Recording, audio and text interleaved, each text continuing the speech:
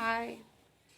बहुत से लोगों को जो जो भी मैं सप्लीमेंट बताती हूँ उसको कैसे यूज़ करना अगर डाउट होता है।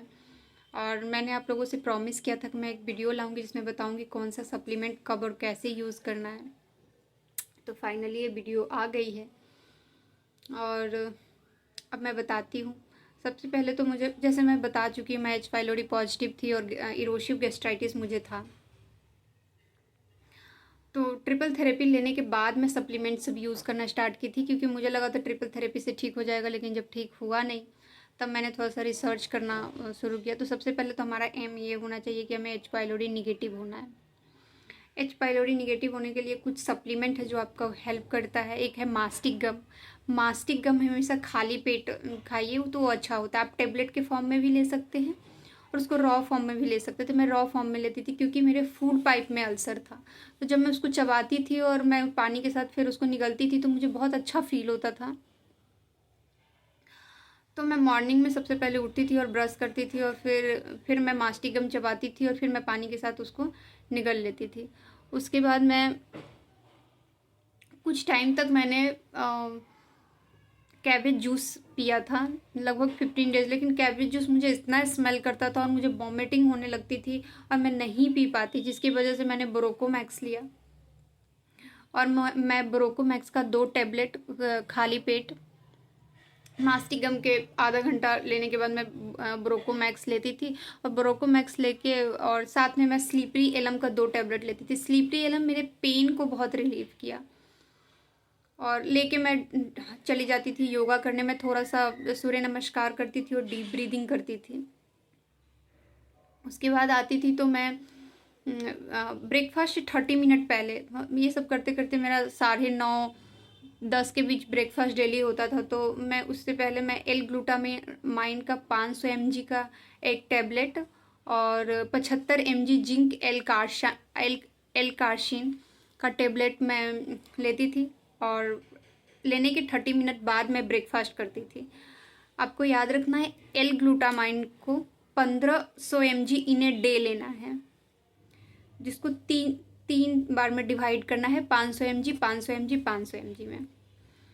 और जिंक एल कार्शिन का 75 mg बिफोर ब्रेकफास्ट लेना है और 75 mg आफ्टर डिनर लेना है। तो फिर ब्रेकफास्ट में मैं मेरे पास ज़्यादा ऑप्शंस नहीं होते थे, तो मैं तो फ्रूट्स लेती थी। कभी कभी मैं पपाया लेती थी, कभी मैं ओट्स और कोकोनट मिल्क, फिर बनाना, उस पर थोड़ा सा कभी स्ट्रॉबेरी हो कभी अनार हो डालती थी, और थोड़ा बहुत जैगरी यूज़ कर लेती थी। इडली और नारियल की चटनी, यही मेरा कंटिन्यूस ब्रेकफास्ट रहता था। और इनिशियली मैं रोटी सब्जी भी यूज़ करती थी, रोटी सब्जी दही। बट मुझे थोड़ा दिन बाद दही से भी वो होता था, बर्निंग सेंसेशन होता था। शायद मैं टेस्ट तो नहीं कराई, बट डॉक्टर ने बोला शायद आप लैक्टोज इंटॉलरेंस हो। लेकिन अब मैं नहीं हूँ। लेकिन मिल्क से अभी भी मुझे थोड़ा डाइजेशन में प्रॉब्लम होता है, लेकिन दही और बटर मिल्क के सबसे नहीं होता। बटर मिल्क से तभी नहीं होता था, दही से होता था मुझे।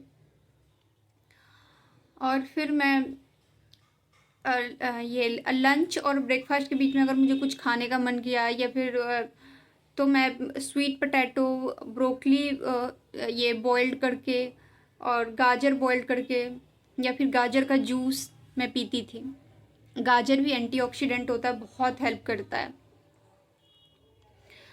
और लंच से पहले, जैसे कि मैंने बोला कि एल ग्लूटामाइन को 3 भाग में डिवाइड करना है, 500 mg 500 mg 500 mg में। तो मैं 30 मिनट बिफोर लंच के मैं 500 mg का एक एल ग्लूटामाइन का टैबलेट लेती थी, मैं उसको खाती थी।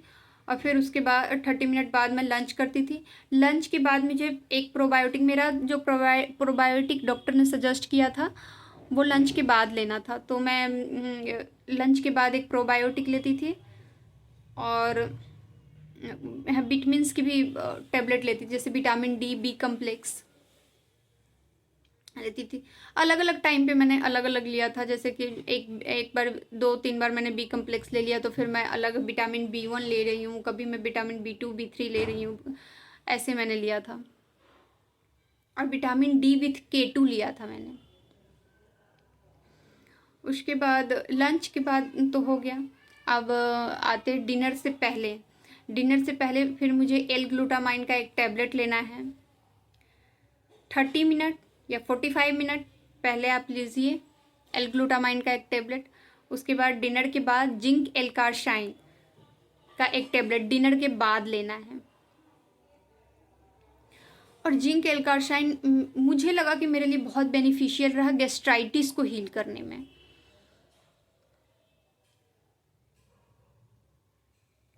और मैं एक चीज़ बताना यहाँ चाहूँगी कि मैं जो लंच में लेती थी, मैं दाल चावल सब्जी सब्जी में मैं बैगन कटहल और टमाटर कैप्सिकम ये सब यूज़ नहीं करती थी। और बटर मिल्क लंच में मैं लेती थी। शॉर्टकट में यूज़ करती थी, रोज़ शॉर्टकट में यूज़ करती थी लंच के टाइम। ब्रेकफास्ट के टाइम भी यूज़ कर लेती थी और लंच के टाइम भी, जैसे मन हुआ। उसके बाद डिनर में मैंने काफ़ी समय तक, लगभग मैंने 4 से 6 मंथ तक मैंने ग्लूटेन को अवॉइड किया था। मैं रोटी के जगह पे किनुआ या ज्वार की रोटी, बाजरा की रोटी, रागी की रोटी ये सब ट्राई करती थी। गर्मी में जनरली मैं ज्वार की रोटी और सिंगारे की रोटी खाती थी, और गर्मी में मैं रागी की रोटी और बाजरा की रोटी, मक्का की रोटी। ग्लूटेन अवॉइड करना भी मेरे लिए बहुत बेनिफिशियल रहा। दूध कंप्लीटली अवॉइड करती थी मैं, और दूध से मैंने कोई भी प्रोडक्ट नहीं खाती थी। जैसे मैंने कहा, रिफाइंड फूड मैं कंप्लीटली अवॉइड करती थी, रिफाइंड ऑयल यूज़ नहीं करती थी। और एक चीज़ मैंने जो गलती की, मैंने कंप्लीटली फैट को अवॉइड किया काफ़ी लंबे समय तक, जो नहीं करना चाहिए था, क्योंकि वो मेरे कॉन्स्टिपेशन का कारण बना। क्योंकि फैट जब हम खाते तो बाइल को मूव कराता है, जब मैं फैट नहीं खाती थी तो मेरा बाइल मूव ही नहीं करता था, जिसकी वजह से मुझे बहुत ज़्यादा कॉन्स्टिपेशन होने लगा। तो फैट के लिए आप नारियल खाते रहिए या नारियल का दूध पीते रहिए, बहुत हेल्पफुल भी होता है गैस्ट्राइटिस को भी हील करने में, अल्सर को भी हील करने में, और आपको बाइल को भी मूव करवाएगा। आप एवोकाडो यूज़ कर सकते हैं, हेल्दी फैट होता है। और गाय का वो बिलौना मेथड से जो घी होता है वो भी यूज़ कर सकते हैं, लेकिन मैं सजेस्ट करूँगी कि घी थोड़ा सा मतलब थोड़ा सा देखें कि आपको सूट करता है कि नहीं सूट करता है, क्योंकि इनिशियली मुझे सूट नहीं करता था, बट बाद में मुझे सूट करने लगा। उससे ज़्यादा सूट मुझे सरसों का तेल ही करता था। और मैदा ये सब तो, पैकेज्ड फूड ये सब तो खाना ही नहीं है। और हाँ, स्पाइसेस में मैं जीरा यूज़ करती थी, कड़ी पत्ता यूज़ करती थी, कोरिएंडर और नमक, हल्दी, ब्लैक पेपर या लौंग, ये सब जितने भी गरम होते हैं ना, गरम मसाला और चिली, कैप्सिकम, ये सब मैं बिल्कुल यूज़ नहीं करती थी।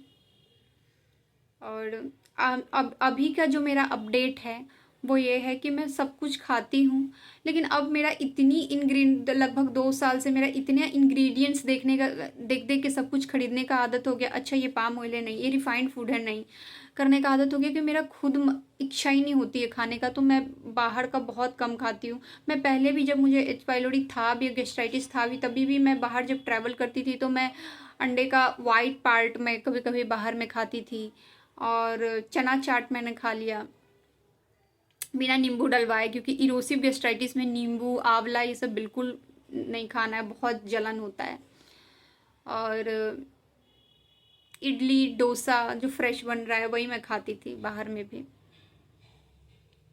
और अभी भी वही खाती हूँ क्योंकि मेरा इच्छा नहीं होता है खाने का।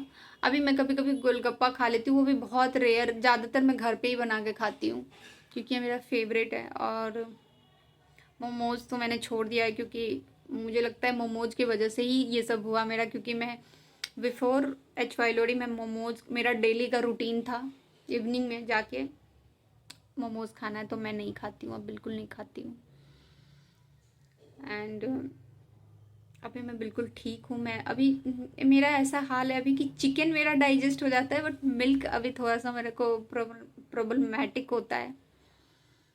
सो अभी देखते हैं कि मिल्क को मैं कब तक डाइजेस्ट कर पाती हूँ ईजली। Thank you.